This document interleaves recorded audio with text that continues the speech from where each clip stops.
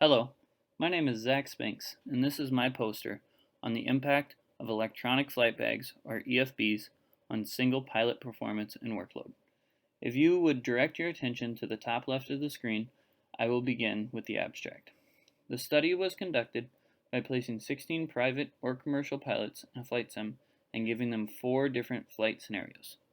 These scenarios are an expected approach to landing with paper charts, an unexpected approach to landing with paper charts, an expected approach to landing with an EFB, and an unexpected approach to landing with an EFB. Another thing that could affect this study is how familiar the pilots are with EFBs. If you now direct your attention to the introduction section, we can see that the demands for safety is growing every day, which also drives up the amount of automation in aircrafts. The majority of pilots today are using EFBs, but do we know that we can trust this much automation in aircrafts?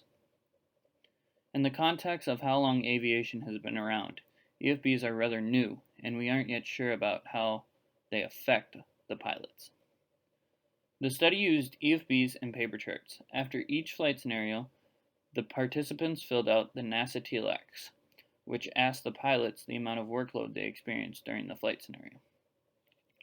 These flight scenarios consisted of an expected approach, which the pilots were instructed to fly a 3-mile final to a specific runway and land as normal. On the unexpected approaches, the pilots were given the same instructions, but when established on the approach, they were given a diversion to land on an adjacent runway.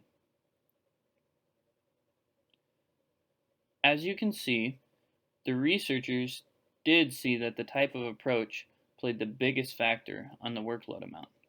If you look in the top graph, the expected approaches on normal procedures were ranked at 29.11%, while the unexpected approaches, or change in procedure, was ranked at 47.41%. If you look at the bottom graph, you will see that the percent of workload did not vary much when the chart types were changed. Once again, the approach type affected the workload amount the most. We can also conclude from this study that the NASA TLX is an effective strategy for measuring workload.